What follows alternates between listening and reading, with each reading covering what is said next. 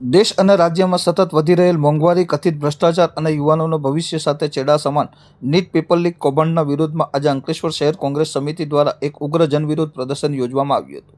અંકલેશ્વરના વ્યસ્ત એવા 3 રસ્તા સર્કલ ખાતે મોટી સંખ્યામાં એકત્રિત થયેલ કોંગ્રેસના હોદ્દેદારો અને કાર્યકરોએ સરકારની લોકવિરોધી નીતિઓ સામે ભારે સૂત્રોચ્ચાર કરીને પોતાનો તીવ્ર આક્રોશ વ્યક્ત કર્યો હતો. આ આંદોલન દરમિયાન કોંગ્રેસી આગેવાનોએ ડીઝલ અને પેટ્રોલના ભાવમાં થઈ રહેલ અસહ્ય વધારા, સામાન્ય માણસની કમર તોડતી જીવન જરૂરી ચીજ વસ્તુઓની મોંઘવારી તેમજ વર્તમાન સમયમાં ખેડૂતોને પડી રહેલ હાલાકીના મુદ્દે પ્રખરતાથી ઉઠાવ્યો હતો. આગેવાનોએ આક્ષેપ કર્યો હતો કે એક તરફ જગતનો તાજ ચોમાસાની શરૂઆતમાં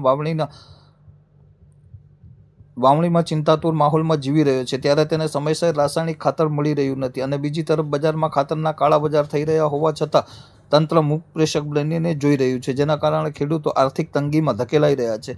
આ જનવિરોધ પ્રદર્શનને સફળ બનાવવા માટે અને સરકાર સુધી જનતાનો અવાજ પહોંચાડવા માટે ભરૂચ જિલ્લા કોંગ્રેસ સમિતિના પ્રમુખ રાજેન્દ્રસિંહ રાણાની આગેવાનીમાં સંગઠન એક તાંતણે બંધાયેલું જોવા મળ્યું હતું. કાર્યક્રમમાં જિલ્લા અને શહેર સ્તરના અગ્રણી નેતાઓ ઇકબાલભાઈ ગોરી, શરીફભાઈ કાનુગા, બોપાભાઈ જાની, નાજુભાઈ ફળવાલા, ઠાકોર પુનિયા, સાહિલ ઝઘડિયાવાલા, બક્કો પટેલ, નુરુ કુરેશી સહિતના કાર્યકર્તાઓએ પ્લે કાર્ડ્સ અને બેનરો સાથે વિરોધ પ્રદર્શનમાં જોડાયા હતા. આ સમગ્ર વિરોધ પ્રદર્શનનું સફળ સંચાલન અને આયોજન કરવામાં અંકલેશ્વર શહેર કોંગ્રેસ પ્રમુખ ભૂપેન્દ્ર જાની તેમજ ગિરીશભાઈ પટેલ સહિતના સ્થાનિક આગેવાનોએ મહત્વની ભૂમિકા ભજવી હતી.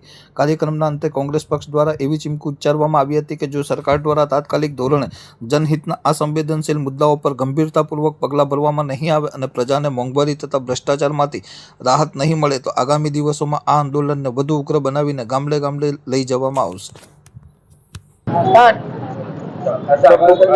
જ્યારથી હિન્દુસ્તાનમાં ભારતીય જનતા પાર્ટીની સરકાર આવી છે ત્યારથી 300 ગણો આજે ભાવ વધારો કરવામાં આવેલો છે. મોંઘવારી માજા મૂકી છે. અબ કી બાર મોદી સરકાર અચ્છે દિન કહા ગયે એ વાત કરવા વાળા આજે ચૂપ થઈ ગયા છે.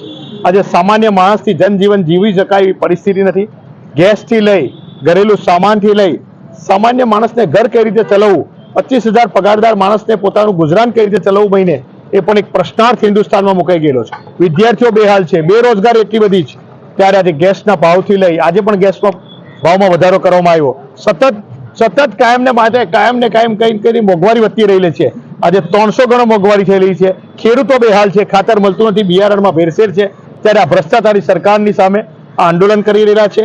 આજે 300 ગણો ભાવ વધારો થયો છે, એની સામે ખેડૂતોનો એક શેરડી હોય, કપાસ હોય, તુવેર હોય કે કેળ હોય, તમામ પાકનો ભાવ અંદર ગયેલો છે. 10,000 હોય તો એનો 7,000 પર લાવી દીધો છે, 7,000 હોય એનો 3500 પર લાવી દીધો છે. તો કઈ રીતે ખેડૂતો પર જીવી શકે? ખેડૂતો પર આજે દમન ગુજારવામાં આવી રહેલું છે. ખેડૂતોની ખેતમાં હાઈ ટેન્શન લાઈન જતી હોય, ગેસ પાઇપલાઇન જતી હોય, એના વળતર માટે પણ ફાફા થઈ રહેલા છે. એ તમામ મુદ્દાઓ સાથે આજે અંકલેશ્વર શહેર અને તાલુકા કોંગ્રેસ સમિતિના આગેવાનો સાથે ભેગા મળી આજે 3 રસ્તા પર અમે વિરોધ પ્રદર્શન કરી રહ્યા છીએ.